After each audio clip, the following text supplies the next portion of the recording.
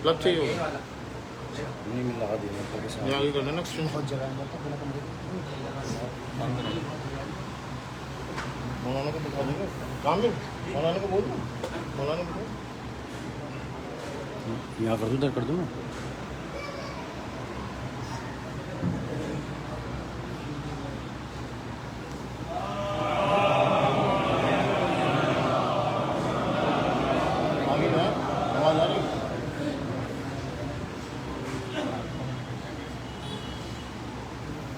चलिए हेल्प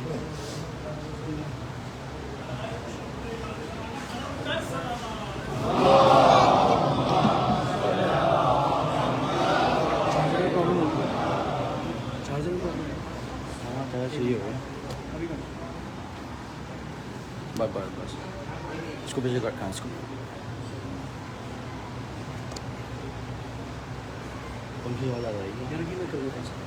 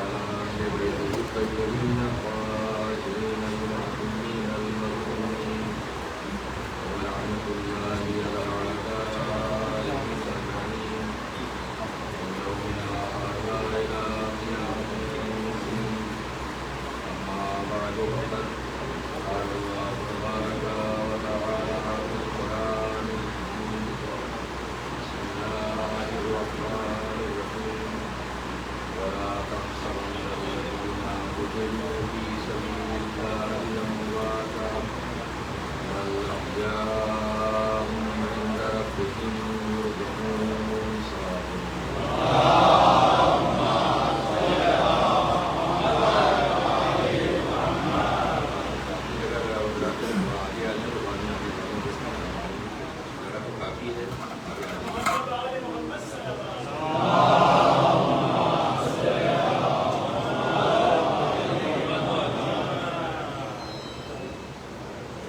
قرآن مجید قرآن حمید اس پر ہم سب کا ایمان ہے، اس کی باتوں پر دل سے اقرار ہے۔ کلام الہی جو آج بھی موجود ہے، عقائد کے انمول جواہر جس کے اوراق میں موجود ہیں، مگر بصارت کے لیے نظر چاہیے، دل پاک و صاف ہو، خباثتوں سے علیحدہ ہو، بغض و حسد سے دور ہو، تو ایسے انسان کو ضرور اس الہی کتاب میں حقائق بھی ملیں گے، سچائیاں بھی ملیں گی، اچھائیاں بھی ملیں گی۔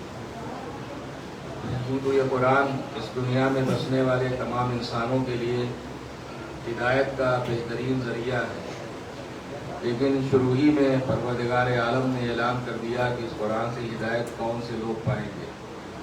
یہ قرآن ہدایت ہے صاحبان تقویٰ کے لیے، ہدی للمتقین، صاحبان تقویٰ کے لیے قرآن ہدایت ہے، اور ان صاحبان تقویٰ کی، ان متقین کی پہلی علامت یہ ہے کہ وہ غیب پر ایمان رکھتے ہیں، دوسری علامت یہ ہے کہ وہ نمازوں کو قائم کرنے والے ہوتے ہیں، تیسری علامت یہ ہے کہ جو کچھ بھی اللہ نے انہیں رزق دیا ہے اس میں سے انفاق کرتے ہیں، خرچ کرتے ہیں، چوتھی علامت یہ ہے کہ جو کچھ پیغمبر اکرم پر نازل ہوا اس پر ایمان رکھتے ہیں، پانچویں علامت یہ ہے کہ پیغمبر سے پہلے جن نبیوں پر اللہ کی طرف سے نازل ہو چکا ہے اس پر ایمان رکھتے ہیں، اور چھٹی اور آخری علامت یہ ہے کہ وہ روز قیامت پر پورا یقین رکھتے ہیں۔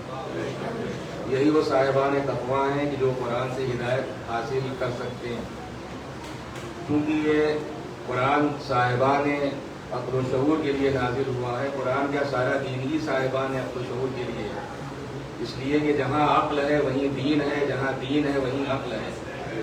جس کے پاس عقل نہیں ہے اس کے لیے دین ہے ہی نہیں، وہ مکلف ہی نہیں، اس کے لیے شریعت کے احکام ہے ہی نہیں۔ جو عقل نہیں رکھتا، جو سمجھ بوجھ نہیں رکھتا، جو سمجھنے کی صلاحیت نہیں رکھتا، جو مجنون ہے، پاگل ہے، دیوانہ ہے، اس کے لیے شریعت ہے ہی نہیں، وہ تو ایسے ہی مکلف نہیں۔ سارا دین صاحبان عقل و ہوش کے لیے ہے، اور جب صاحبان عقل و ہوش کے لیے ہے تو عقل مندوں کو ہمیشہ اشارے دیے جاتے ہیں، عقل مند کے لیے اشارہ ہی کافی ہوتا ہے۔ قرآن مجید بھی جا بجا ہمیں اشارے دیتا ہے، کوئی تفصیل آپ کو کسی مسئلے میں قرآن مجید میں نہیں ملے گی، بلکہ اشارے ہیں، اور اشارے اسی لیے ہیں کیونکہ صاحبان عقل و شعور کے لیے نازل ہوا ہے۔ بسم اللہ کی بے سے لے کر والناس کی سین تک آپ قرآن پڑھ جائیں، کہیں مطالبہ قرآنی یہ نہیں ہے کہ تم قرآن کو رٹتے کیوں نہیں ہو، تم قرآن کو یاد کیوں نہیں کرتے ہو، تم قرآن کو حفظ کیوں نہیں کرتے ہو۔ حفظ قرآن کا ہم مذاق نہیں اڑا سکتے، حفظ قرآن کا بہرحال ایک درجہ ہے، ایک مرتبہ ہے، اس کی ایک حیثیت ہے۔ خود ہمارے یہاں معصومین کے ارشادات و فرمودات موجود ہیں، لہذا ہم حفظ قرآن کا مذاق تو نہیں اڑا سکتے، لیکن سوال اپنی جگہ پر ہے کہ پروردگار عالم نے قرآن کو فقط اس لیے نہیں نازل کیا کہ انسان طوطا بن کر رہ جائے۔ قرآن آیا ہے عقل انسانی کے دریچوں کو کھولنے کے لیے، قرآن آیا ہے فکر انسانی کو بلندی عطا کرنے کے لیے، قرآن آیا ہے شعور انسانی کو پختگی عطا کرنے کے لیے۔ اسی لیے پروردگار قرآنی آیات کو رکھنے کا حکم نہیں دیتا، سمجھنے کا حکم دیتا ہے۔ افلا یتدبرون القرآن، تم قرآن میں تدبر کیوں نہیں کرتے، تم قرآن میں غور کیوں نہیں کرتے، فکر کیوں نہیں کرتے؟ اور ظاہر ہے کہ دین محمد و آل محمد علیہ الصلوۃ والسلام میں ایک صالح فکر ایک پازیٹیو فکر، ایک ایسی سوچ جو بندے کو اس کے معبود سے ملا دے، جو ایک امتی کو اس کے رسول سے ملا دے، جو ایک معموم کو اس کے امام سے ملا دے. 1 گھنٹے کی معرفت کے ساتھ 1 گھنٹے کی صالح فکر ایک طرف اور بے معرفت عبادت 1 سال کی ایک طرف.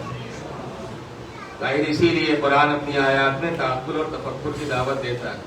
جس آیت کریمہ کی میں نے تلاوت کی ہے سورہ آل عمران کی آیت ہے، بہت ہی مشہور و معروف آیت ہے. اس میں پروردگار عالم لوگوں کی زندگی کا اعلان کر رہا ہے کہ جو اس کی راہ میں قتل کر دیے گئے. 2 آیتیں ہیں، ایک سورہ بقرہ میں ہے، ایک سورہ آل عمران میں ہے. سورہ بقرہ میں زبان پر پابندی لگائی گئی، وَلَا تَقُولُوا لَمَنْ يُقْتَلُ فِي سَبِيلِ اللَّهِ أَمْوَاتٌ. مت کہو اس شخص کو مردہ جو اللہ کی راہ میں قتل کیا گیا ہے، بل احیاء، بلکہ وہ زندہ ہے. اور اب اس کے بعد پروردگار ہم جیسے بے معرفت لوگوں کے ذہنوں میں پیدا ہونے والے سوال کا جواب دے رہا ہے. سمجھ میں تو ہمارے بھی نہیں آتا کہ آخر وہ کون سی زندگی ہے، وہ کون سی حیات ہے جس کا اعلان پروردگار عالم کر رہا ہے. ہم دیکھ رہے ہیں بے حصوں اور کا چاچا پڑا ہوا ہے. ٹھیک ہے اللہ کی راہ میں قتل کیا گیا ہے، لیکن کہیں سے آثار حیات ظاہری طور پر تو ہے نہیں. تو آخر کون سی زندگی ہے؟ یہ جواب دیا ہے اس ہمارے ذہن میں پیدا ہونے والے سوال کا، وَلَٰكِن لَا تَشْعُرُونَ. تمہارے پاس اتنا سینس، اتنی سمجھ، اتنا شعور نہیں ہے کہ تم اس زندگی کو سمجھ سکو جو زندگی قتل ہونے کے بعد ہم نے اسے عطا کی ہے. لہذا تم کتنے ہی انٹلیکچوئل صحیح، کتنے ہی ذہین، فہیم، سمجھدار، ہوشیار، دانائے روزگار صحیح، لیکن اگر میری ذات پر ایمان رکھتے ہو تو میری بات پر بھی ایمان رکھو. خالق موت و حیات کی حیثیت سے میں اعلان کر رہا ہوں کہ اگر یہ اللہ کی راہ میں قتل کیا گیا ہے تو اسے نہ کہنا کہ مر گیا ہے، بل احیاء، بلکہ یہ زندہ ہے. یہاں زبان پر پابندی لگائی گئی. اور اسی کے بعد سورہ آل عمران میں جس آیت میں نے عنوان بیان قرار دیا ہے اس میں گمان پر پابندی لگا دی گئی کہ کہنا تو بڑی بات ہے، تمہارے ذہن و خیال و وہم و گمان میں بھی یہ بات نہ آنے پائے کہ جو لوگ اللہ کی راہ میں قتل کیے گئے وہ مر گئے. گمان بھی نہ کرنا، بل احیاء، بلکہ وہ زندہ ہیں. اور اگر تم زندگی کا دار و مدار روزی پر سمجھتے ہو تو سنو، عند ربہم یرزقون، وہ اپنے رب سے روزی پا رہے ہیں. روزی پا چکے نہیں ہیں، روزی پا رہے ہیں. یعنی ان کی زندگی بھی مسلسل ہے اور اللہ کی طرف سے ملنے والا رزق بھی لگاتار ہے. صلوات بھیج دے محمد وعلیہ.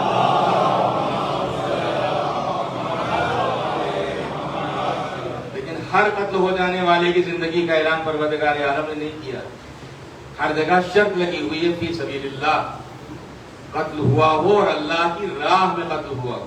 دونوں آیتوں میں فی سبیل اللہ کی شرط ہے. ولا تقولوا لمن یقتل فی سبیل اللہ ولا تحسبن الذین قتلوا فی سبیل اللہ. اللہ کی راہ میں قتل ہو جانے والا وہی حیات جاویدانی پانے والا ہے، وہی ہمیشگی کی زندگی پانے والا ہے. ہر قتل ہو جانے والا جو کسی نام پر قتل ہو جائے، جو کسی اعتبار سے قتل ہو جائے، ہر ایک کی زندگی کا اعلان پروردگار عالم نے نہیں کیا ہے. اس کی زندگی کا اعلان کیا ہے جو قتل ہو اور اللہ کی راہ میں قتل ہو. اس کا مطلب یہ ہے کہ اگر کوئی قتل ہونا چاہتا ہے اللہ کی راہ میں تو پہلے اسے اللہ کی راہ کو سمجھنا ہوگا. اور اللہ کی راہ کو وہی سمجھ سکتا ہے جو پہلے اللہ کو سمجھتا ہو. جو اللہ ہی کو نہیں پہچانتا وہ اللہ کی راہ کو کیا پہچانے گا؟ لہذا اللہ کی راہ کی پہچان اسی کو ہو سکتی ہے جو اللہ کی معرفت رکھنے والا ہو. اور معرفت پروردگار ہی ہمارے دین کی بنیاد ہے. امیر المومنین علی بن ابی طالب علیہ السلام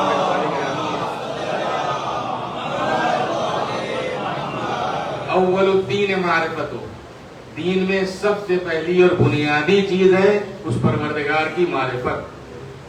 2 لفظیں ہیں، ایک ہے جاننا، ایک ہے پہچاننا. یہاں جاننے کی بات نہیں ہے، پہچاننے کی بات ہے. جاننا الگ ہے اور پہچاننا الگ ہے. جاننے کے لیے جو لفظ استعمال ہوتا ہے وہ علم، اور پہچاننے کے لیے جو لفظ استعمال ہوتا ہے وہ ہے معرفت. مولا نے نہیں فرمایا جاننے کی بات نہیں ہے. اول الدین معرفت. و دین میں سب سے پہلی اور بنیادی چیز ہے پروردگار کی معرفت. معرفت پروردگار. لیکن آپ یاد رکھیں کہ معرفت کبھی جہالت کے نتیجے میں پیدا نہیں ہوتی، معرفت ہمیشہ علم کے نتیجے میں آتی ہے۔ جیسا علم ہوگا ویسی معرفت ہوگی، اور جتنا علم ہوگا اتنی ہی معرفت ہوگی۔ یہ ممکن نہیں کہ جاہل ہو اور صاحب معرفت ہو۔ جیسا علم ویسی معرفت، جتنا علم اتنی معرفت۔ تو معرفت علم کے نتیجے میں حاصل ہوتی ہے، لیکن کیا ہر صاحب علم صاحب معرفت ہوتا؟ اور میں عرض کر دوں کہ یہ تقسیم ہم نے کی ہے، یہ مدرسوں میں جو پڑھایا جا رہا ہے یہ دین کا علم ہے، اور یہ جو کالجوں میں یونیورسٹیز میں پڑھایا جا رہا ہے یہ دنیا کا علم ہے۔ یہ تقسیم ہم نے کی، مدرسے نے کوئی ایسی تقسیم نہیں کی۔ اس لیے کہ جسے ہم دنیا کا علم سمجھتے ہیں عین ممکن ہے کبھی اس کا حاصل کرنا واجب ہو جائے۔ تو جب دین کسی علم کو واجب قرار دے رہا ہے اس کا مطلب کہ وہ بھی دین کا حصہ ہے، وہ دین سے الگ نہیں ہے۔ اس علم کا حاصل کرنا بھی دین سے الگ نہیں ہے۔ مثال دے دوں اپنے بچوں کے لیے کہ اگر خدا نخواستہ وبا پھیلی ہوئی ہے، بیماریاں پھیلی ہوئی ہیں، کوئی ڈاکٹر نہیں ہے، کوئی طبیب نہیں ہے، کوئی حکیم نہیں ہے، لوگ مر بھی رہے ہیں، بیمار بھی پڑ رہے ہیں، کیا ہے حکم شریعت؟ حکم شریعت یہ کچھ لوگ آگے آئیں اور اس میڈیکل کی تعلیم حاصل کریں تاکہ لوگوں کی جان بچائی جا سکے۔ تو جس علم کو ہم علم دنیا کہہ رہے تھے وہ علم دنیا نہیں ہے۔ اب جب شریعت اس کو واجب قرار دے رہی اس کا حصول، اس کا مطلب اس کا سیدھا تعلق دین سے ہے۔ تو یہ علم دنیا نہیں بلکہ علم دین ہے۔ یہ الگ بات ہے کہ چونکہ آپ جانتے ہیں کہ واجب کی دو قسمیں ہیں، ایک ہے واجب عینی، ایک ہے واجب کفائی۔ واجب عینی وہ ہے جو ہر ایک پر واجب ہے، نماز ہر ایک پر واجب ہے، ایسا نہیں ہے کہ آپ نے پڑھ لی تو ہمارے اوپر سے ثابت نہیں ہو جائے گی۔ روزہ ہر ایک پر واجب ہے، ہر ایک پر واجب ہے، یہ تو واجب عینی ہے۔ واجب کفائی وہ واجب ہے اگر کوئی نہ کرے تو سب پر واجب، اور اگر چند آدمی پڑھ کر اس کام کو انجام دے لیں تو دوسروں پر سے سقوط ثابت ہو جاتا ہے۔ جیسے میت کا غسل و کفن و دفن کوئی کرنے والا نہیں تو سب پر واجب ہے، چند لوگ پڑھ کے غسل و کفن و دفن کا انتظام کر دیتے ہیں، دوسروں پر سے وجوب ثابت ہو جاتا ہے۔ تو اگر ہم اسے دنیا کا علم قرار دیتے تو شریعت اسے واجب کیوں قرار دیتی؟ اس کا مطلب یہ کہ تقسیم ہم نے کی ہے، مذہب نے کوئی تقسیم نہیں کی۔ ہو سکتا ہے کہ ایک منزل پر جسے ہم علم دین کہتے ہیں اس کا حاصل کرنا حرام ہو جائے۔ اگر حب دنیا میں علم دین حاصل کیا جا رہا ہے، اپنی دنیا بنانے کے لیے علم حاصل کیا جا رہا ہے، اپنے کو پہچانوانے کے لیے علم دین حاصل کیا جا رہا ہے، تو یہ دین کا علم نہیں ہے بلکہ یہی دنیا کا علم ہے۔ لیکن اگر رضائے پروردگار کے لیے وہ علم حاصل کیا جا رہا ہے تو حقیقت میں وہ علم دنیا نہیں ہے، وہی علم دین ہے۔ صلوات بھیجتے ہیں محمد وآل محمد۔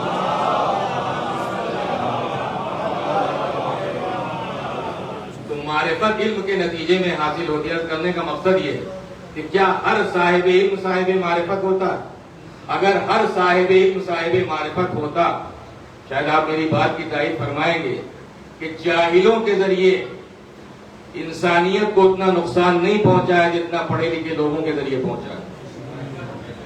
جاہل بیچارہ نقصان پہنچانا بھی چاہے کتنا نقصان ہو، اس کی حیثیت ہی بیچارے کی کیا ہوتی، اس کا دائرہ کار ہی کتنا ہوتا، اس کی سوچ ہی کیا ہوتی۔ لیکن اگر کوئی پڑھا لکھا نقصان پہنچانے پہ آ جائے تو آبادیاں ویرانوں میں تبدیل ہو جاتی ہیں۔ یہ اٹامک جنگوں کی بنیادیں رکھنے والے، یہ میزائل اور بم تیار کرنے والے کیا جاہل لوگ ہیں؟ یہ ایسے انٹلیکچوئل، ایسے ذہین، اتنے انٹیلیجنٹ لوگ ہیں کہ اگر ایک تھیوری اور ایک فارمولہ پیش کر دیتے ہیں تو ہمارے جیسے زندگی گزار دیتے ہیں اسے فارمولے تھیوری کو سمجھنے میں سمجھ نہیں پاتے۔ اتنے ذہین لوگ، یہ اتنے سمجھدار لوگ ہیں، اتنے ہوشیار لوگ ہیں۔ سوال یہ ہے جب اتنے ذہین ہیں، اتنے سمجھدار ہیں، اتنے ہوشیار ہیں تو آخر ان ذہین سمجھدار لوگوں کے ذریعے دنیا کی بربادی کے سامان کیوں ہوتے ہیں، دنیا کی آبادی کے سامان کیوں نہیں ہوتے؟ کہ ان کی سوچ نگیٹو کیوں ہو جاتی ہے، کہ ان کی سوچ منفی کیوں ہو جاتی ہے، کہ دنیا کی بربادی کے سامان کیوں پیدا کرتے ہیں، دنیا کی آبادی کے سامان کیوں نہیں پیدا کرتے؟ اس کی وجہ صرف ایک ہے کہ علم تو ہے مگر طہارت نفس نہیں ہے۔ علم تو ہے مگر پاکیزگی نفس نہیں ہے۔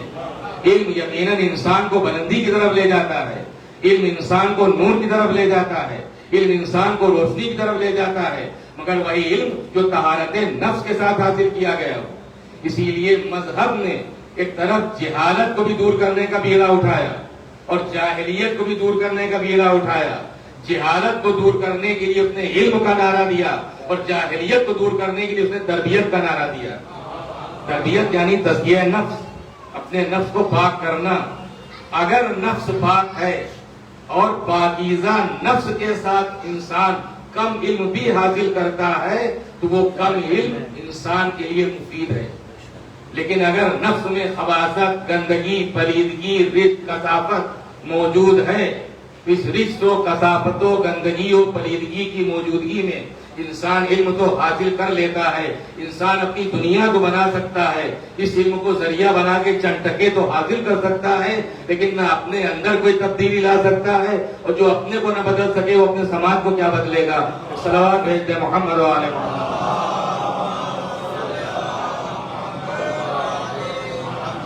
صلوات بھیج دے محمد و آل محمد۔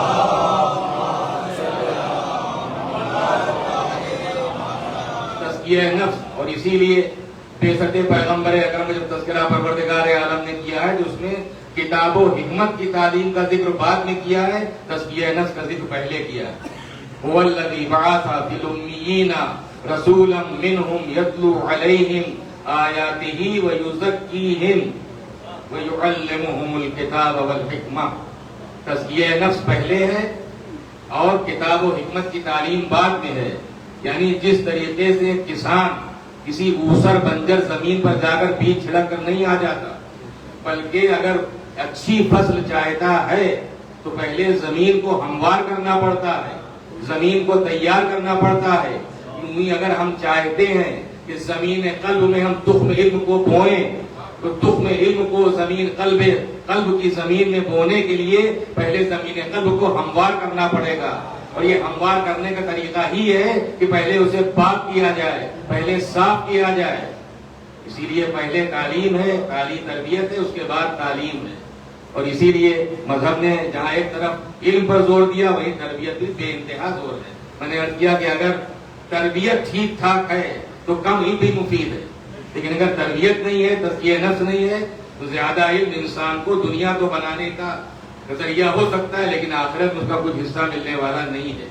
اور یہ تربیت اور تزکیہ نفس ضروری ہے۔ ایک مثال ہے تم اپنے بچوں کے لیے کہ اگر یہاں پر کچھ کتابیں فرش پر موجود ہوں اور آپ مجھ سے کہیں ذرا الماری میں کتابوں کو سجا دو، تو الماری میں کتابوں کو سجایا کب جا سکتا ہے؟ جب پہلے سے الماری کے خانے خالی ہوں، صاف ستھرے ہوں، تو سائز کے اعتبار سے ان خانوں میں کتابوں کو لگا دیا جائے گا۔ لیکن اگر پہلے ہی سے دنیا بھر کا کوڑا کچرا کرکٹ الماری کے خانوں میں بھرا ہوا ہے تو اس کوڑے کچرے کرکٹ کی موجودگی میں کتابوں کو ٹھونسا تو جا سکتا ہے، سجایا تو نہیں جا سکتا۔ اور جب جبرن ٹھونسا جائے گا تو کسی کتاب کی بندش الگ ہوگی، کسی کا ورق پھٹے گا، کسی کی جلد الگ ہوگی، یعنی کتابوں کی درگت تو ہو سکتی ہے، کتابوں کو سجایا نہیں جا سکتا۔ عزیزان گرامی، یہی حال ہمارے اور آپ کے بچے کی ذہن کی الماری کا ہے۔ اگر گھر کے ماحول کا کچرا اور باہر کے ماحول کا کباڑ پہلے ہی بچے کے ذہن کو گندا بنائے ہوئے ہے تو اس گندگی کی موجودگی میں علم کو ٹھونسا جا سکتا ہے، سجایا نہیں جا سکتا۔ صلوات بھیج دیں محمد و آل محمد۔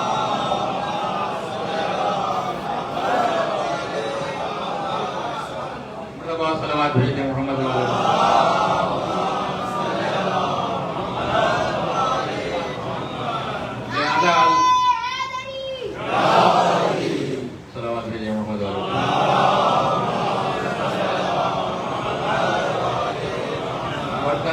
کہ معرفت کے لیے علم ضروری ہے، جیسا علم ہوگا ویسی معرفت ہوگی، اور جتنا علم ہوگا اتنی معرفت ہوگی۔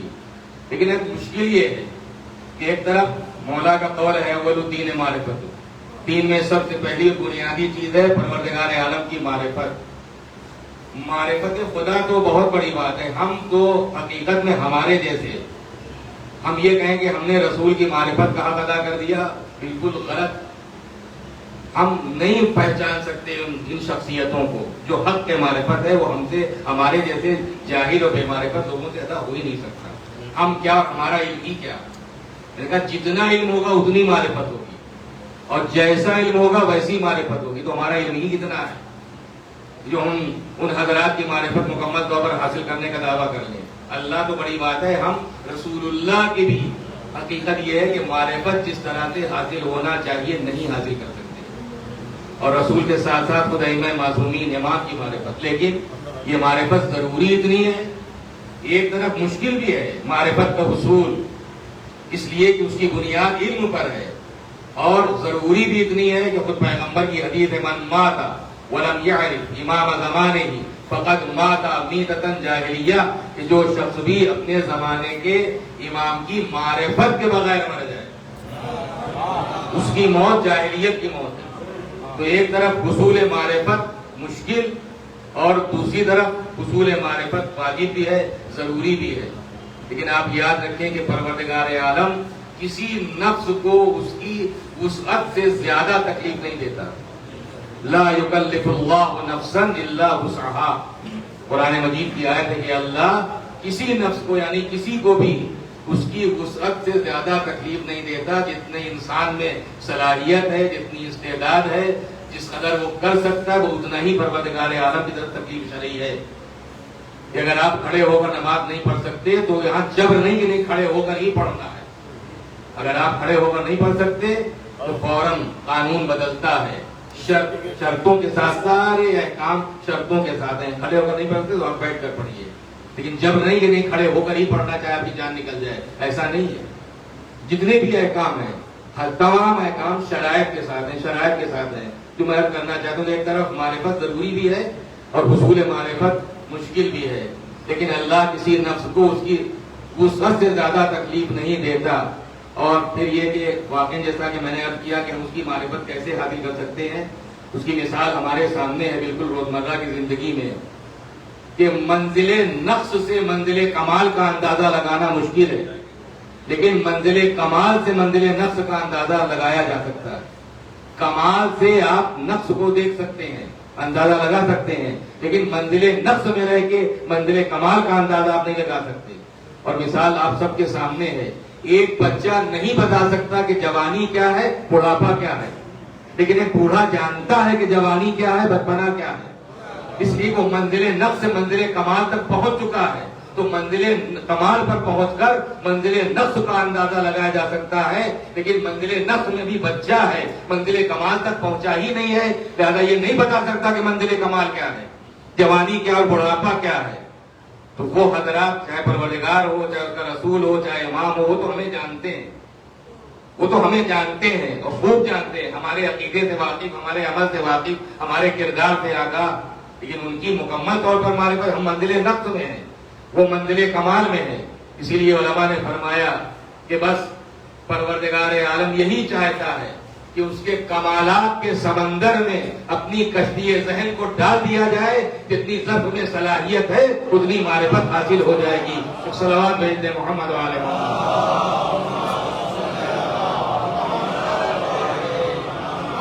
اس طریقے سے ایک سوئی اگر سمندر میں ڈال دی جائے تو سارا سمندر سوئی کے ناکے میں سمو نہیں جائے گا، لیکن کم سے کم سوئی کے ناکے میں جتنی صلاحیت ہے اتنا پانی تو سمندر کا آ ہی جائے گا. تو بس اتنی ہی معرفت ہمارے لیے ضروری ہے. صلوات بھیجنے محمد علیہ.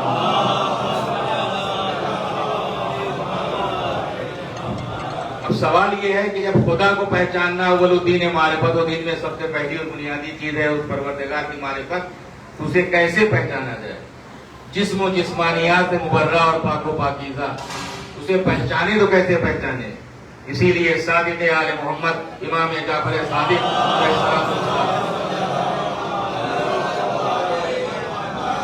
آپ نے ارشاد فرمایا کہ خبردار کبھی اللہ کی ذات کے بارے میں غور نہ کرنا ورنہ گمراہ ہو جاؤ. کبھی اللہ کی ذات کے بارے میں غور نہ کرنا ورنہ گمراہ ہو جاؤ گے. اور حقیقت بھی یہی ہے کہ پروردگار کی ذات لامحدود ذات ہے. ہم اسی دنیا کا حصہ ہیں. دنیا بھی محدود ہے تو ہم بھی محدود ہیں. ہم محدود ہیں تو ہمارا علم محدود، ہماری عقل محدود، ہمارا فہم محدود، ہماری سمجھ محدود. جب ہماری عقل ہی محدود ہے تو ایک محدود چیز میں لامحدود ذات آ کیسے سکتی؟ ہماری عقل جب محدود ہے اور پروردگار ہے لامحدود، اس کی حد قائم ہی نہیں کی جا سکتی. ارے ہم رسول کی حد نہیں قائم کر سکتے، ہمارے جیسے امام کی حد نہیں قائم کر سکتے، تو اللہ کی حد کیا قائم کریں گے؟ لہذا ایک لامحدود ذات محدود چیز میں کیسے آ سکتی ہے؟ تو پھر کیسے پہچانا جائے؟ امام نے فرمایا اگر پہچاننا چاہتے ہو تو پیدا ہونے والی چیزوں کو دیکھو اور اس پیدا کرنے والے کو پہچانو. پیدا ہونے والی چیزوں کو دیکھو، اس پیدا کرنے والے کو پہچانو. کیوں؟ اس لیے کہ ہر تصویر اپنے مصور کا پتہ دیتی ہے. اگر تصویر سامنے ہے تو چاہے مصور تصویر بنانے والا چاہے سامنے ہو یا نہ ہو، لیکن یہ لگی ہوئی تصویر، یہ لگا ہوا بینر، آواز ہے، کوئی اس کا لکھنے والا ہے، کوئی بنانے والا ہے، یعنی اثر اپنے مؤثر کا پتہ دیتا ہے.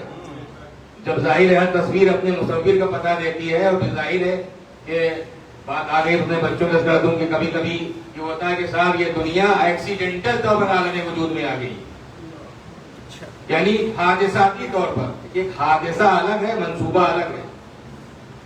دنیا حادثاتی طور پر عالم وجود میں آئی ہے، یہ ایک منصوبے کے تحت عالم وجود میں آئی ہے.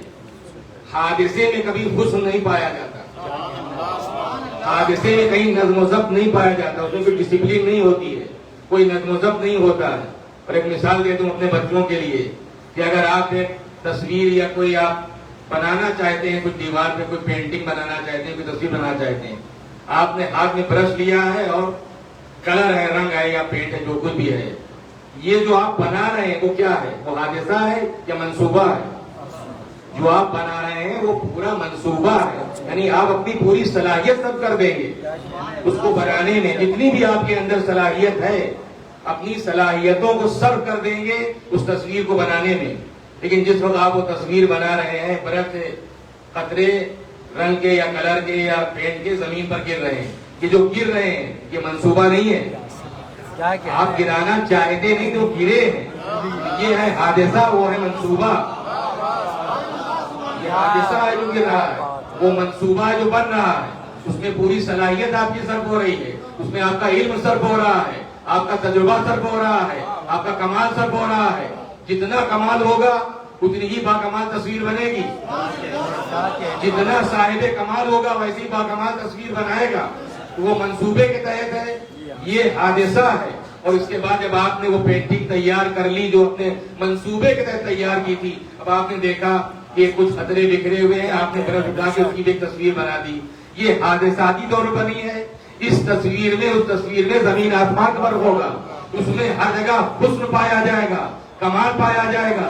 یہ حادثاتی طور پر بنی ہے، اس میں نہ حسن ہوگا نہ کمال ہوگا.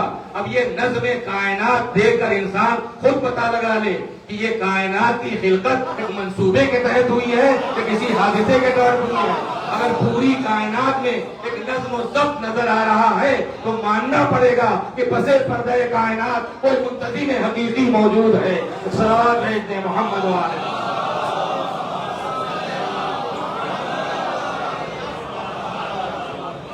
صلوات بھیجتے ہیں محمد و آلہ.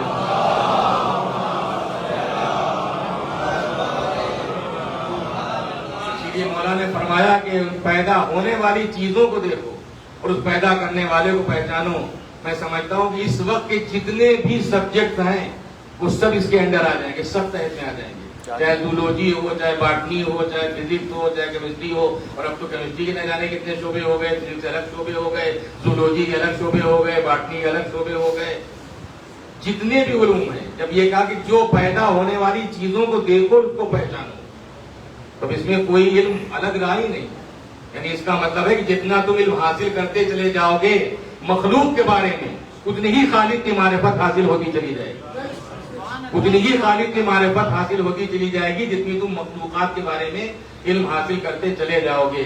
یہ تو امام جعفر صادق علیہ السلام کے اور اس کے بعد ایک بہت ہی مشہور قول ہے، مولا کائنات سے بھی منسوب ہے، پیغمبر اکرم سے بھی، اور ظاہر ہے کہ یہ گھرانہ ہے کہ جہاں کوئی ٹکراؤ نہیں ہے کہ ایک کا قول کچھ ہو دوسرے کچھ ہو. اور شاید اسی لیے ہمیں اجازت بھی دی گئی ہے کہ اگر کسی معصوم کی کوئی حدیث کوئی قول ہمارے سامنے ہے اور ہمیں نہیں یاد رہا کہ کس معصوم کا قول ہے، تو ہمیں حق ہے ہم جس کی طرف چاہیں منسوب کر دیں. اس لیے گھرانہ وہ ہے کہ جہاں قول میں اختلاف ہے، نہ سیرت میں اختلاف ہے، نہ کردار میں اختلاف ہے. وہ تو ہمارا اور آپ کا گھرانہ ہوتا ہے جہاں دادا کی رائے کچھ ہوتی ہے، پوتے کی کچھ ہوتی ہے، باپ کبھی کچھ کہتا ہے، بیٹا کبھی کچھ کہتا ہے. یہ خانوادہ اہل بیت ہے. یہاں کلنا محمد کی منزل ہے. جو ایک کا قول ہے وہی ہر ایک کا قول ہے. صلوات بھیج دیں محمد والے.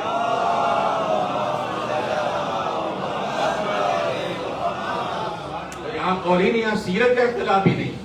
ہو سکتا ہے کسی بچے کے ذہن میں، کسی نوجوان کے ذہن میں آئے کہ ارے سیرت کا اختلاف تو صاف صاف نظر آتا ہے. ایک سیرت امیر المومنین کی ہے، ایک سیرت امام حسن کی ہے، ایک سیرت امام حسین کی ہے، ایک سیرت امام زین العابدین کی ہے، ایک سیرت امام محمد باقر کی ہے. سب کی سیرتیں الگ الگ ہیں. سب کی سیرتیں اپنے حالات کے اعتبار سے الگ ہیں. لیکن آپ یاد رکھیں سیرتوں کا اختلاف نہیں ہے، حالات کا اختلاف ہے. امام حسن اور امام حسین کی سیرت میں اختلاف نہیں ہے، حالات کا اختلاف ہے. حالات کے اعتبار سے امام حسن نے سلوک کی ہے اور حالات کے اعتبار سے امام حسین نے جنگ کی ہے. جو حالات امام حسین کے زمانے میں تھے بعین وہی حالات اگر امام حسن کے زمانے میں پیدا ہو گئے ہوتے اور امام حسن سے اسی طرح مطالبہ بیعت کیا گیا ہوتا جس طرح امام حسین سے کیا گیا، تو امام حسن بھی اسی طرح انکار بیعت کرتے جس طرح امام حسین نے انکار بیعت کیا ہے، اور اسی طرح جنگ کرتے جس طرح امام حسین نے جنگ کی ہے. اور اگر امام حسین کے زمانے میں حالات ایسے پیدا ہو گئے ہوتے جیسے حالات امام حسن کے زمانے میں تھے، تو امام حسن بھی امام حسین بھی اسی طرح صلح کرتے جیسے امام حسن نے صلح کی. تو یہاں اس کا مطلب ہے سیرت کا اختلاف نہیں ہے بلکہ حالات کا اختلاف ہے. حالات کا اختلاف. تو گھرانہ وہ ہے کہ جہاں سیرت میں اختلاف ہے، نہ قول میں ہے، نہ کردار میں اختلاف ہے. مولا متقیان ہو یا پیغمبر اکرم کا قول ہو، فرماتے ہیں کہ انسان اگر واقعی پروردگار کو پہچاننا چاہتا ہے، من عرف نفسہ فقد عرف ربہ، جس نے اپنے نفس کو، اپنے آپ کو پہچان لیا، اس نے اپنے رب کو، اپنے پروردگار کو پہچان لیا. جس نے اپنے آپ کو پہچان لیا اس نے اپنے پروردگار کو پہچان لیا. من عرف نفسہ فقد عرف ربہ. کیا مطلب؟ یعنی خود شناسی ہی خدا شناسی کا ذریعہ. جو انسان اپنے آپ کو نہیں پہچانتا وہ اپنے پروردگار کو کیا پہچانے گا؟ وہ اپنے مالک کو کیا پہچانے گا؟ من عرف نفسہ فقد عرف ربہ. جس نے اپنے آپ کو پہچان لیا اس نے اپنے پروردگار کو پہچان لیا. اب وہ آپ نفس کہیے، روح کہیے، جان کہیے. ارے ہماری جان نکلی جا رہی، جان نکل کے کہاں جا رہی ہے؟ دکھائیے تو کہاں جان جا رہی ہے؟ جان نکلی جا رہی تو کہاں نکل کے کہاں جا رہی ہے؟ وہ جان کہاں ہے جو آپ کہہ رہے ہیں جان نکلی جا رہی ہے؟ تو کہاں ہے جان؟ روح کہیے، نفس کہیے، وہ سب ایک ہی ہے. حالات کے اعتبار سے یعنی کیفیت کے اعتبار سے نام بدلتے ہیں ورنہ وہی ہے. اب آپ سر سے پیر تک جو مولا نے غور کیجئے کہ مولا نے کیا فرمایا کہ جس نے اپنے آپ کو پہچان لیا، اپنے نفس کو پہچان لیا، اس نے اپنے پروردگار کو پہچان لیا. سر سے پیر تک بتائیے آپ کی روح، آپ کا نفس، آپ کی جان کہاں ہے؟ تو کہاں نہیں ہے. سر سے پیر تک کیا آپ اسے دکھا سکتے ہیں؟ اگر نہیں دکھا سکتے تو کیا انکار کر دیں گے کہ نہیں، روح نہیں ہے، نفس نہیں ہے، جان نہیں ہے؟ اور سر سے اگر ہے تو سر سے پیر تک کہاں ہے؟ کیا اسے انڈیکیٹ کیا جا سکتا ہے؟ انگلی رکھ کے کیا بتایا جا سکتا ہے کہ یہاں ہے تو کیا یہاں نہیں ہے؟ اور اگر یہاں ہے تو کیا یہاں نہیں ہے؟ کہاں ہے؟ سر سے پیر تک مولا نے فرمایا جس نے اپنے آپ کو پہچان لیا اس نے اپنے پروردگار کو پہچان لیا.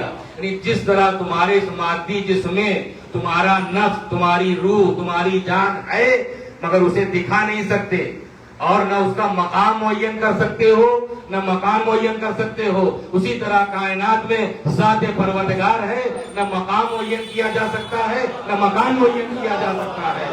صلوات بھیج دے محمد و آل محمد.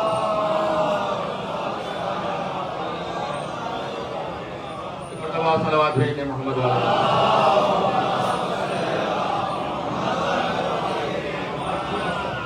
ہمارا نفس بھی 24 گھنٹے ہمارے دل پر حاضر و نازر ہے. ایسا نہیں ہے کہ آنکھ میں تنکا پڑ جائے تو نفس کو پہلے خبر ہو اور پیر کے انگوٹھے میں ٹھوکر لگ جائے تو نفس کو بعد میں خبر ہو. جس طریقے سے ہمارا نفس 24 گھنٹے ہمارے دل پر حاضر و نازر ہے، اسی طرح کائنات میں ذات پروردگار ہے جو حاضر بھی ہے اور نازر بھی ہے. اور من عرف نفسہ فقد عرف ربہ. یہ ہمارا نفس جس میں روح اور حقیقت میں جتنی بھی کار فرمائی ہماری زندگی میں ہے وہ سب اسی روح کے ذریعے. آنکھیں دیکھتی ہیں مگر آنکھیں نہیں دیکھتی، ان آنکھوں کے ذریعے روح دیکھ رہی ہے. ہم کہتے تو ہیں کہ کان سنتے ہیں لیکن کان نہیں سنتے، ان کانوں کے ذریعے روح ہی سنتی ہے۔ یہ دل دھڑک رہا ہے یہ روح کی وجہ سے دھڑک رہا ہے، یہ جو پیر حرکت کر رہے ہیں یہ روح کی وجہ سے حرکت کر رہے ہیں، یہ ہاتھ جو اٹھ رہے ہیں اور گر رہے ہیں اپنے ارادے کے ساتھ یہ روح کی وجہ سے، ورنہ کیا وجہ ہے کہ سارا جسم رہتا ہے لیکن ادھر روح کا رابطہ جسم انسانی سے ختم ہوا ہو گیا۔ اس کا مطلب کہ جو کچھ بھی زندگی میں کار فرمائی ہے وہ روح کی ہے، اور اب روح کو سننے کے لیے کانوں کی ضرورت نہیں ہے، روح کو بولنے کے لیے زبان کی ضرورت نہیں ہے۔ مولا نے یہی فرمایا کہ من عرف نفسہ فقد عرف ربہ، جس نے اپنے آپ کو پہچان لیا، اپنے نفس کو پہچان لیا، اپنی روح کو پہچان لیا، اس نے اپنے پروردگار کو پہچان لیا۔ ایک صلوات بھیج دے محمد وآل محمد۔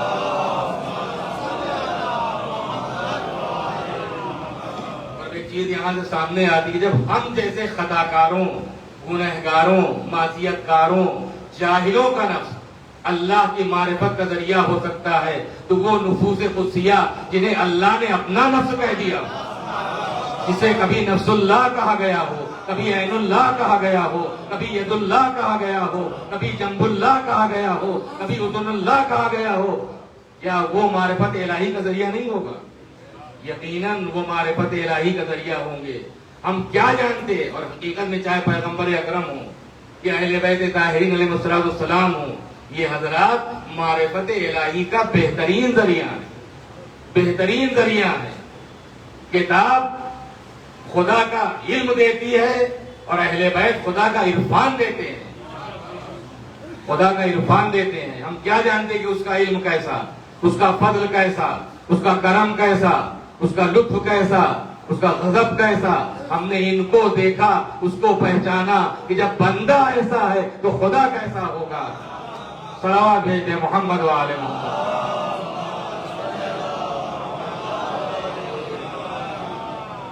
صلوات بھیج دے محمد وآل محمد۔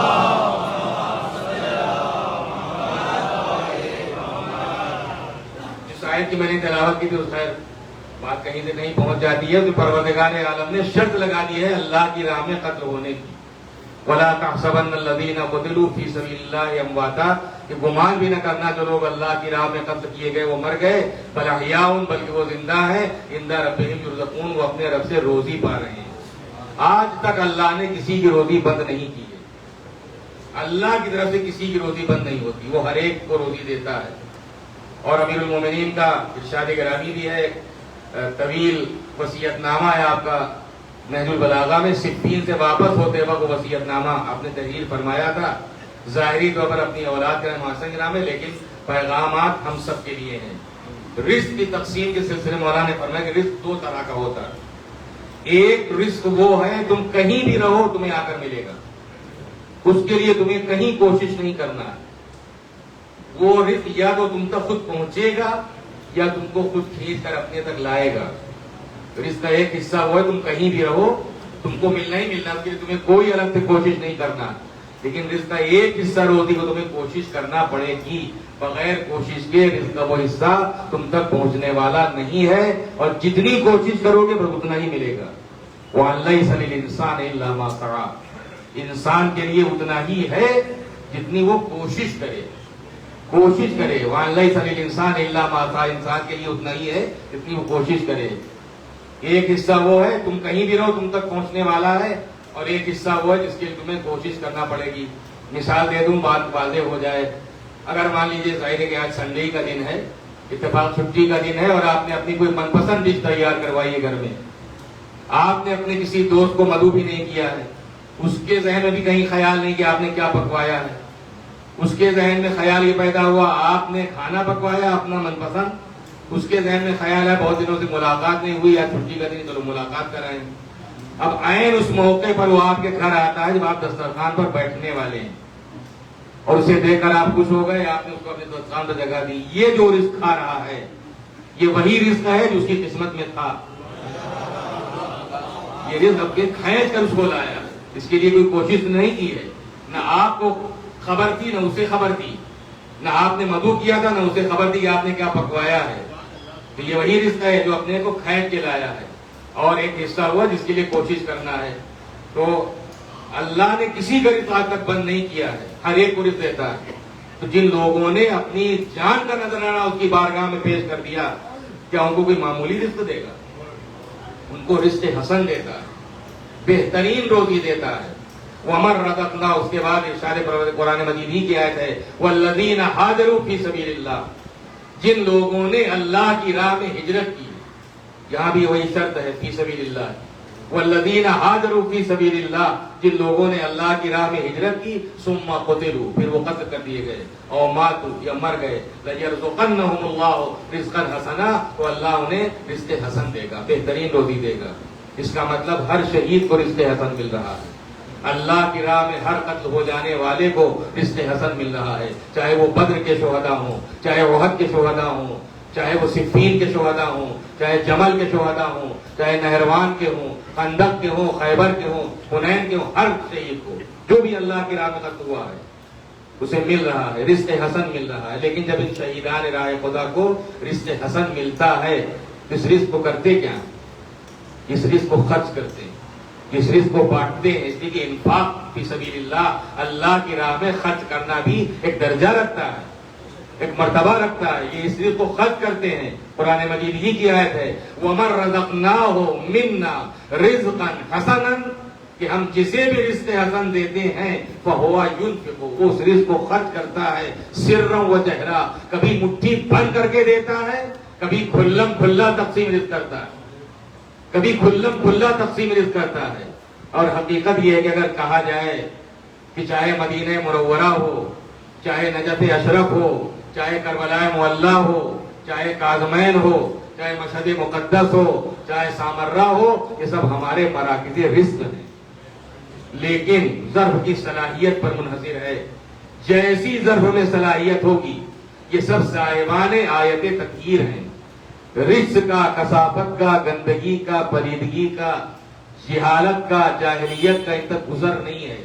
لہذا انسان جتنا اپنے کو اندر سے پاک کرتا چلا جائے گا، اسی اعتبار سے ان سے قریب تر ہوتا چلا جائے گا، ان سے قریب تر ہوتا چلا جائے گا۔ وَمَن رَزَقْنَاهُ مِنَّا رِزْقًا حَسَنًا فَهُوَ يُنْفِقُ مِنْهُ، ہم جسے بھی رزق حسن دیتے ہیں اس کو خرچ کرتا ہے، سرًّا وجہرا، کبھی مٹھی بند کر کے دیتا ہے اور کبھی کھلم کھلا تقسیم رزق کرتا ہے۔ خدا کی قسم، ظاہر ہے کہ ہر شہید رزق پا رہا ہے، لیکن تمام شہداء ایک طرف اور کربلا کے شہداء ایک طرف۔ کربلا کل بھی یونیک تھی، آج بھی یونیک ہے اور قیامت تک یونیک رہے گی۔ کربلا کا کوئی الٹرنیٹ ہو ہی نہیں سکتا، کوئی بدل نہیں ہو سکتا۔ کربلا بھی یونیک ہے، کربلا والے بھی یونیک ہیں، اس لیے کہ جیسی قربانی کربلا میں پیش کی گئی ہے اور جیسے وفادار کربلا والے تھے، ایسی وفا ہم نے کہیں دیکھی نہیں ہے۔ اور جتنے صاحب معرفت تھے، یہ وقت کا امام اپنے جد کے چاہنے والوں کو یوں ہی آواز نہیں دے رہا، بے ابی انتم و امی، میرے ماں باپ قربان ہو جائیں، اے میرے دادا کی نصرت کرنے والوں، طبتم وطابت الارض التي فيها دفنتم وفزتم والله فوزا عظیما، پاک ہو گئے تم اور پاک ہو گئی وہ زمین جس زمین پر تم دفن کر دیے گئے۔ یا لیتنی کنت معکم، اے کاش کہ میں آپ کے ساتھ ہوتا، اے کاش کہ میں آپ کے ساتھ۔ زمانے کا امام خود تمنا کر رہا ہے، یا لیتنی کنت معکم، اے کاش میں آپ کے ساتھ ہوتا، میں آپ کے ساتھ ہوتا۔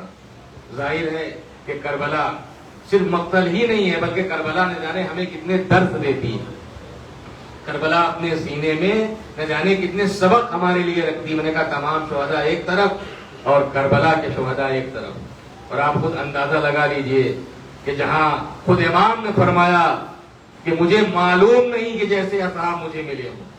امام حسین کے جو الفاظ ہیں وہ یہی ہے، اگر آپ ان کا عربی میں ہے، ظاہر اگر آپ اردو میں ترجمہ کریں گے تو یہی ہے کہ لا اعلم، میں جانتا نہیں ہوں کہ کسی کو ایسے اصحاب ملے ہوں جیسے اصحاب مجھے ملے۔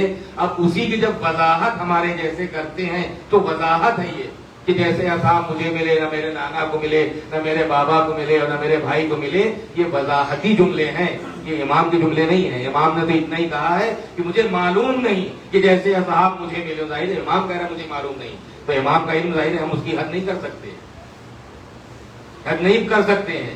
امام فرماتے ہیں کہ مجھے معلوم نہیں کہ جیسے اصحاب مجھے ملے ویسے کسی کو ملے ہوں، کہ جہاں ایک طرف محبت بھی ہے اور دوسری طرف عبادت بھی ہے، صفین کے میدان آپ سنتے رہتے ابن عباس جیسا صحابی، اور وہ کہتا ہے کہ مولا یہ وقت جنگ ہے، وقت نماز برستے ہوئے تیروں میں آپ مسلح بچھا رہے ہیں، یہ تو جنگ کا وقت ہے، نماز کا کہاں موقع ہے مولا؟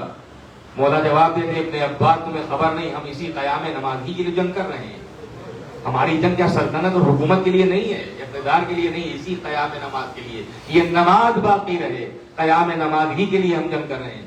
یہ صفین ہے، ابن عباس بھی معمولی نہیں ہے۔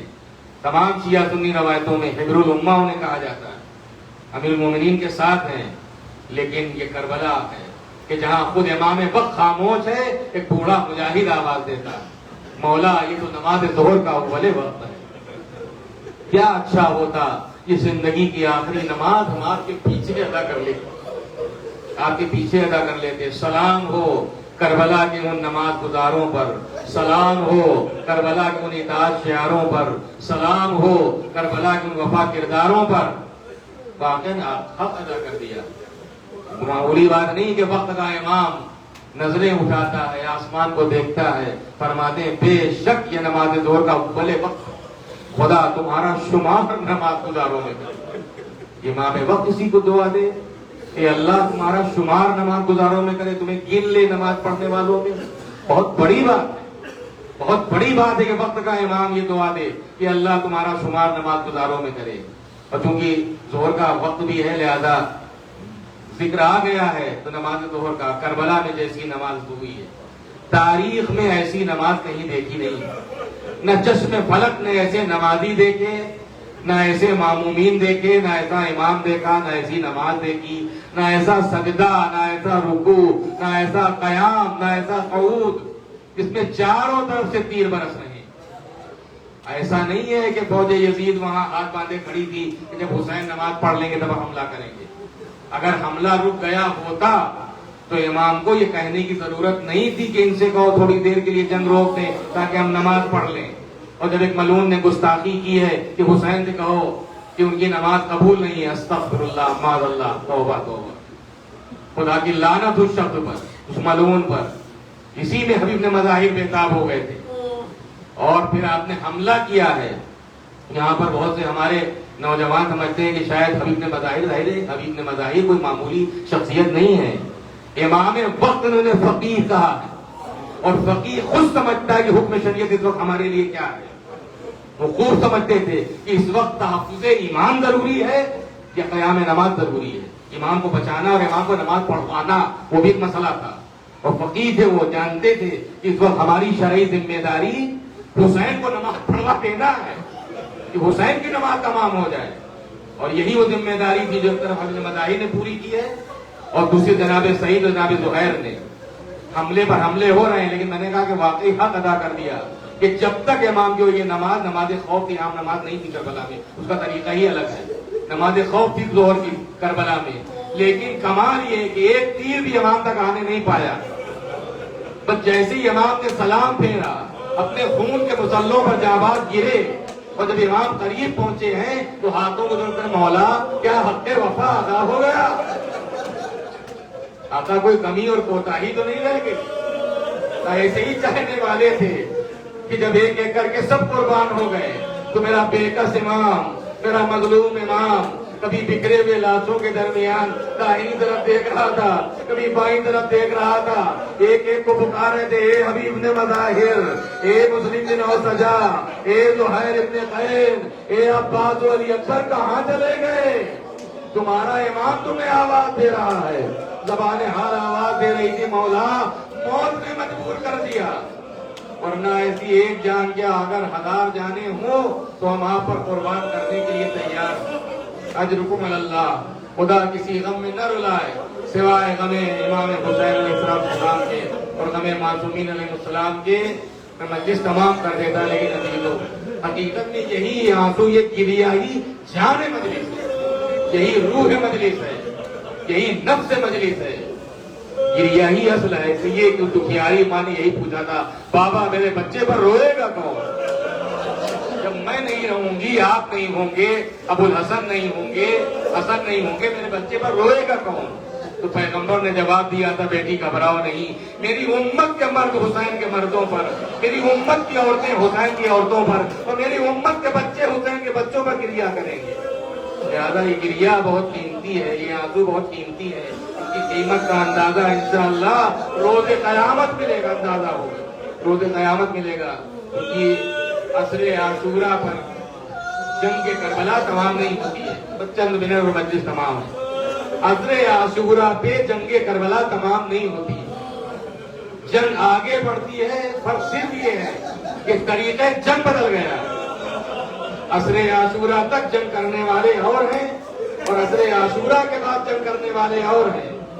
عصر عاشورہ تک جنگ خاندانی روایت کے مطابق ہے، لیکن عصر عاشورہ کے بعد جو جہاد اور جو جنگ امام زین العابدین نے کی ہے، جو جہاد ثانیہ زہرا زینب نے کیا ہے، جو جہاد جناب سکینہ اور جناب رقیہ نے کیا ہے، وہ خاندانی روایت کے بالکل خلاف جہاد ہے۔ اللہ جن شہزادیوں کی مادر گرامی کا جنازہ رات کے اندھیرے میں اٹھا ہو، وہی شہزادیاں روز روشن میں در بدر پھرائی جائیں، وہی شہزادیاں روز روشن میں در بدر پھرائی جائیں۔ ابھی 11ویں محرم کو تو قیامت گزر گئی، ادھر ہی سے گزارا گیا، 10 شہداء کے لاشیں عرض کربلا پر بے گورو کفن پڑے تھے۔ امام زین العابدین فرماتے، مجلس تمام ہو رہی ہے، امام زین العابدین فرماتے ہیں کہ ہمیں کربلا سے گزارا جانے لگا تو میں نے اپنی پھوپھی کو دیکھا کہ آپ کا ناقہ، آپ کی سواری تو کوفے کی طرف بڑھ رہی ہے، لیکن مڑ مڑ کے جناب زینب اس نشیب کو دیکھتی جا رہی ہے کہ بھائی کا لاشا پڑا ہوا ہے، تلواروں کے ٹکڑے، گھوڑوں کی ٹانپوں سے پامال، تیروں سے چلتی لاشا، بہن مڑ مڑ کے دیکھ رہی ہے، بیوی کی سواری آگے بڑھ رہی ہے، مڑ مڑ کے دیکھتی جا رہی ہے۔ امام زین العابدین نے پوچھ لیا، پھوپھی اماں اس قدر غور سے آپ کیا دیکھ رہی ہیں؟ تو آپ نے فرمایا کہ بیٹا مجھے ایک موقع یاد آ رہا ہے، اور موقع وہ تھا جب ایک دن میں صحن خانہ میں آرام کر رہی تھی، یہ کائن میری آنکھ کھلی تو میں نے دیکھا دھوپ چاروں طرف پھیلی ہوئی ہے، لیکن میرے اوپر سایہ ہے۔ جب میں نے اپنی نظریں اٹھائیں تو مجھے نظر یہ آیا کہ یہی وہ میرا بھائی تھا جو میرے اوپر اپنی آبا کا سایہ کیے تھا۔ مجھے زینب نے مرثیہ پڑھ دیا، ایک دن وہ تھا جب اس چاہنے والے بھائی نے اس بہن پہ سایہ کیا تھا، آج اسی بھائی کا بے گورو کفن لاشا زمین کربلا پر پڑا ہوا ہے، وہی بہن کربلا سے جا رہی ہے، چادر تک نہیں جو اپنے بھائی کی لاش پر۔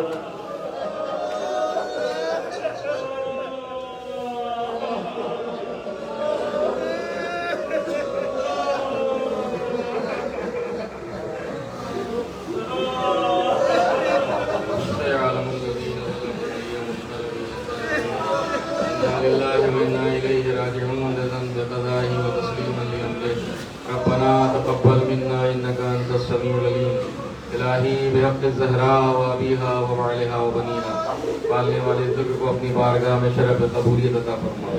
پروردگار ہم سب کی، ہر مومن ہر مومنہ کی تمام دینی دنیاوی ضرورتوں اور حاجتوں کو پورا فرما۔ کریم پروردگار ہم سب کی اور ہر مومن ہر مومنہ کی جان، مال، عزت، آبرو کی حفاظت فرما۔ کفار و مشرکین و منافقین و یہود و نصارہ کے شر سے تمام صاحبان ایمان کی حفاظت فرما۔ کریم پروردگار جو لوگ اربعین کی زیارت کے لیے گئے، ان تمام زائرین کی جان و مال، عزت، آبرو کی حفاظت فرما۔ دشمنان دین و ایمان کی کمر ہمت کو توڑ دے، ان کے بازوؤں کو شل کر دے، ان کی زبانوں کو گم کر دے، ان کی عقلوں کو معوف کر دے، ان کی صفوں کو منتشر کر دے۔ پرچم اسلام کو بلند فرما، پرچم کفر و شرک و نفاق کو سرنگوں کر زمانے کے امام کے ظہور میں تعجیل فرما۔ ہم سب کا شمار حضرت کے اعوان و انصار سے ماتم حسین۔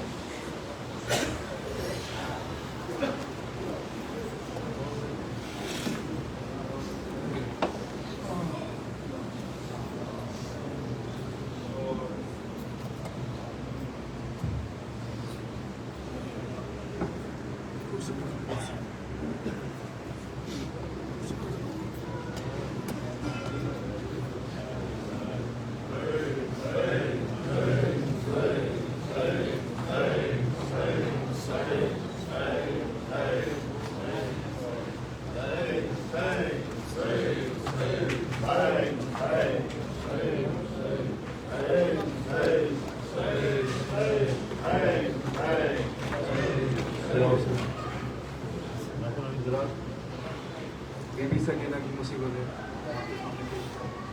تصور کیجیے.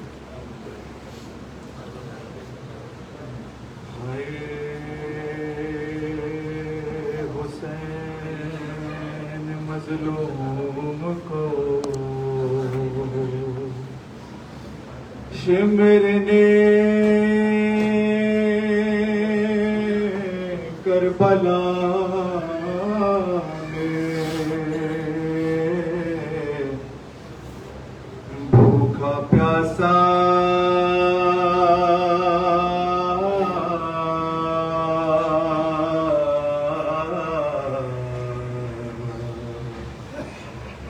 قتل کر دیا. سرے امام حسین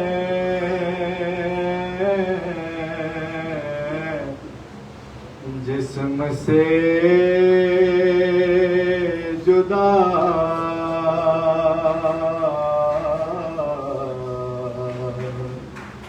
کرنے کے بعد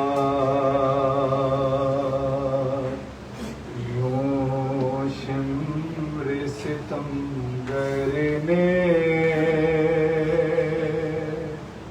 تڑ پایا سکینہ کو.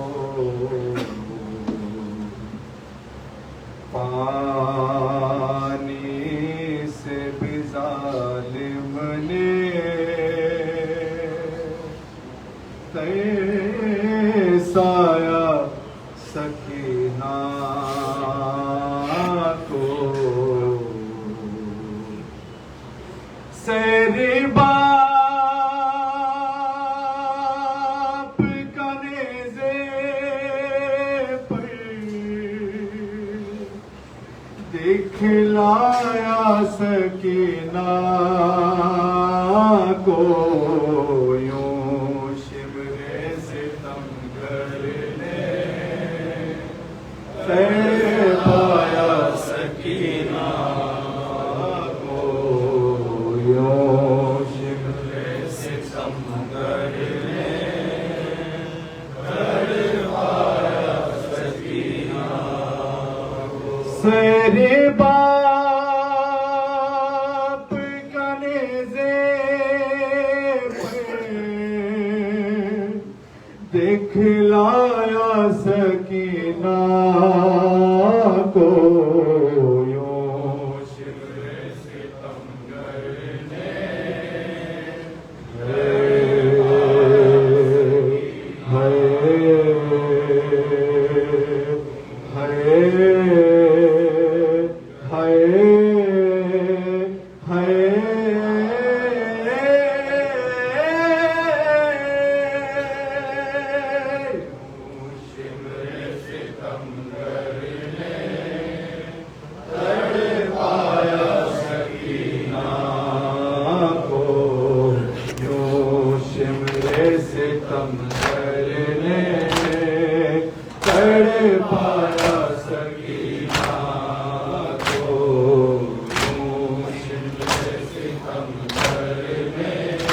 کیجیے گا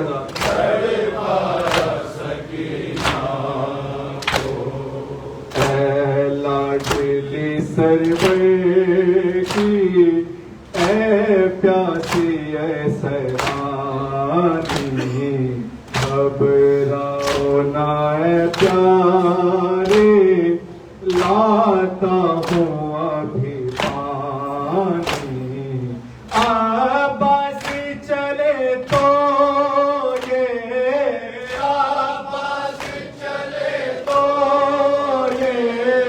سمجھایا سکینہ کو. شمر ستمگر نے تڑ پایا سکینہ کو. شمر ستمگر نے تڑ پایا سکینہ کو.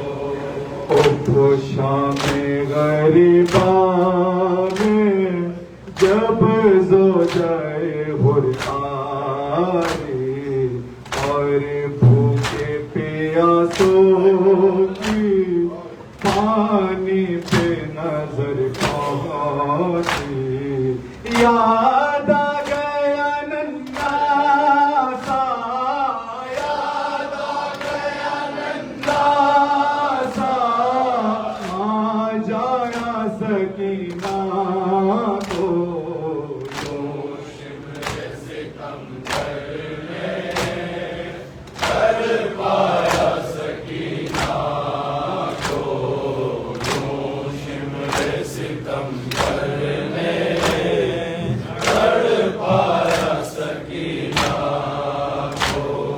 رونے پہ تھی پابندی، آہوں سے بھی روکا تھا، یارو گئے زندہ تو رونا ناگوارا تھا، یوں دوری اندھیرے میں، یوں دوری اندھیرے میں ٹھہرایا سکینہ کو،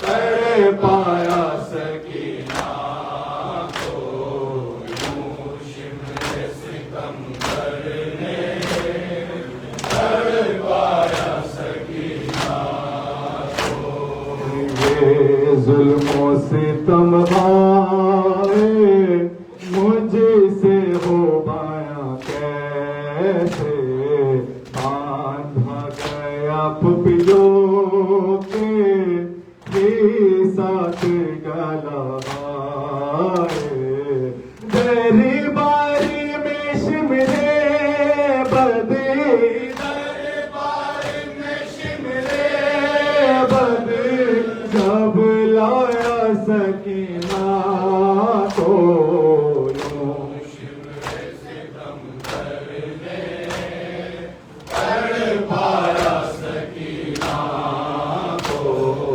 یوں شمر ستم کرنے کر پایا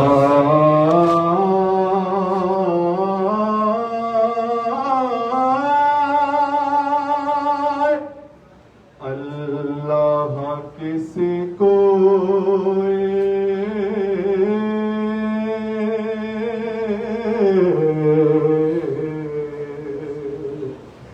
اللہ کسی کو یہ آفت نہ دکھلائے، عباس کے مرنے سے،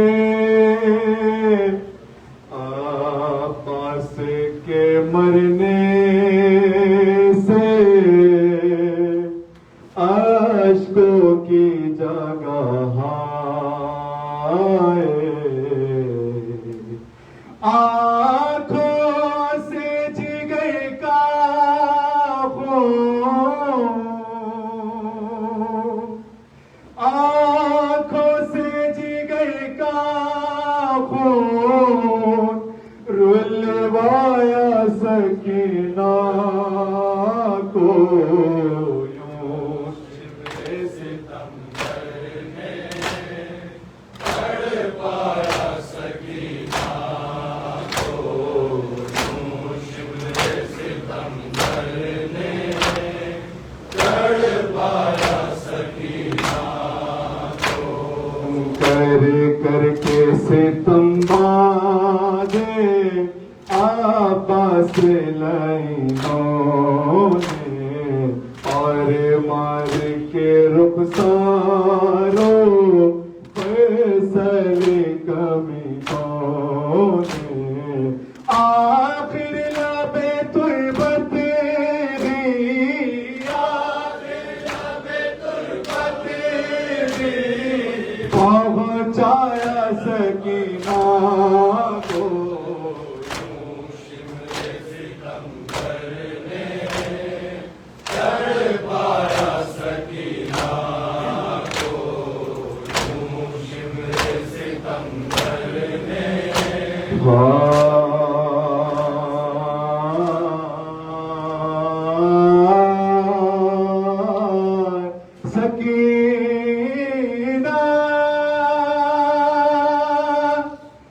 زندان میں روتا ہی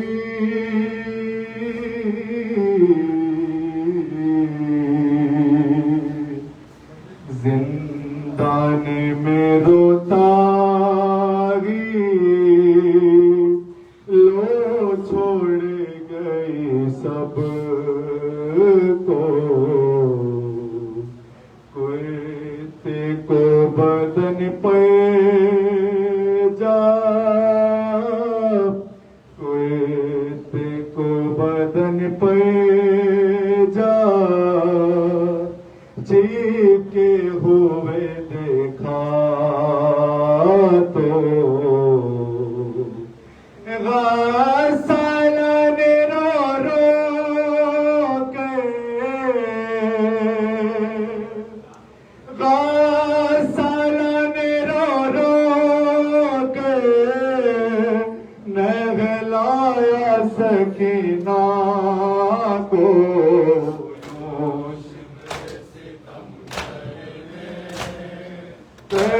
پایا سکینہ کو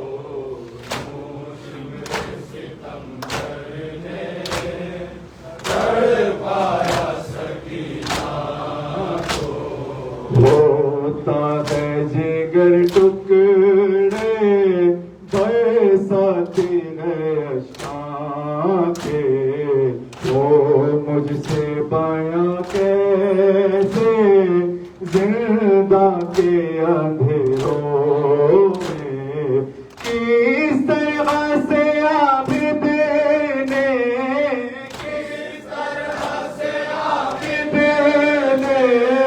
دفنایا سکینہ کو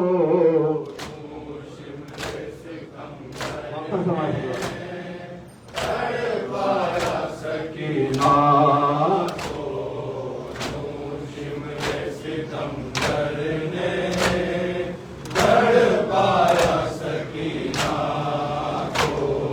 مجلس میں سکینہ کی یہ درد بھرنا ہے ممتاز نے لکھ لکھ کے پڑھ پڑھ کے زمان تم نے مشترکہ سلام اپنا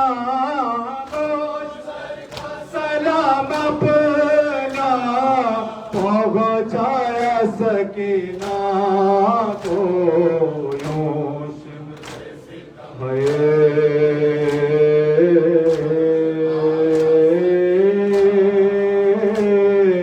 سکینہ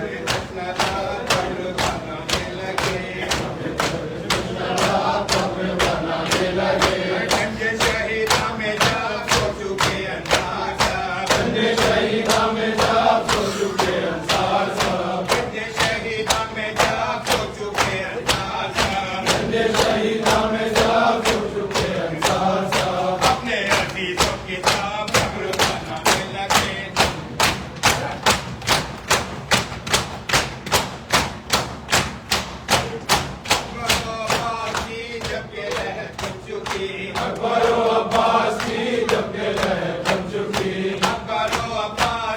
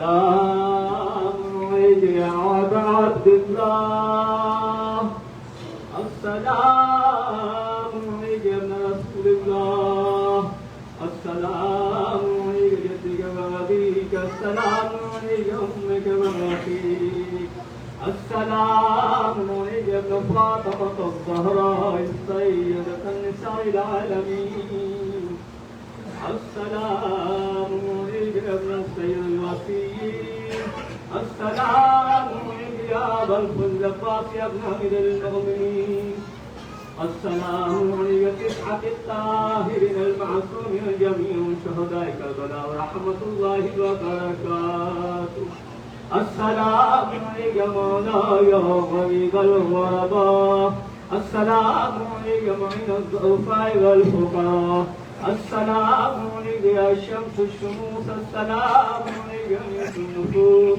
السلام عليك يا أبا الحسن يا علي بن موسى الرضا السلام عليك جميع ورحمة الله وبركاته السلام عليك مولاي صاحب العصر والزمان السلام عليك خليفة الرحمن السلام عليك إمامي وإمام الإنس والجان السلام عليك يا مظهر الإيمان السلام عليك يا شريك القرآن السلام عليك إمام زماننا هذا أجل الله فرجك وسهل اللهم فرجك وظهورك وجعله من عوانك وأنصارك ورحمة الله وبركاته